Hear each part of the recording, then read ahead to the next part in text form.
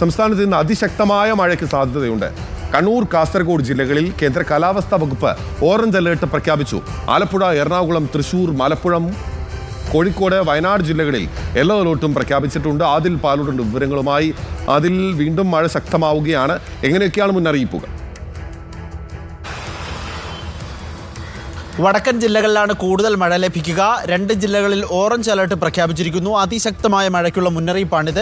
കണ്ണൂർ, കാസർഗോഡ് ജില്ലകളിലാണ് അതിശക്തമായ മഴയുണ്ടാവുക. മഹാരാഷ്ട്ര തീരം മുതൽ കേരള തീരം വരെ ഒരു ന്യൂനമർദ്ദ പാത്തി നിലനിൽക്കുന്നുണ്ട്. ഇതിനനുബന്ധമായ കാറ്റുകളാണ് മഴയ്ക്ക് കാരണമെന്ന് കാലാവസ്ഥാ കേന്ദ്രം അറിയിക്കുന്നു. ബാക്കിയുള്ള 6 ജില്ലകളിൽ യെല്ലോ അലർട്ടും നൽകിയിട്ടുണ്ട്. ആലപ്പുഴ, എറണാകുളം, തൃശൂർ, മലപ്പുറം, കോഴിക്കോട്, വയനാട് ജില്ലകളിലാണ് യെല്ലോ അലർട്ടുള്ളത്. ഈ 8 ജില്ലകളിൽ പൊതുജനങ്ങൾ ജാഗ്രത പാലിക്കണമെന്ന നിർദ്ദേശമാണ് നൽകിയിരിക്കുന്നത്. മഴയ്ക്കൊപ്പം അതിശക്തമായ കാറ്റിനും ഒപ്പം ഇടിമിന്നലിനും സാധ്യതയുള്ളതിനാൽ പൊതുജനങ്ങൾ കരുതിയിരിക്കണം.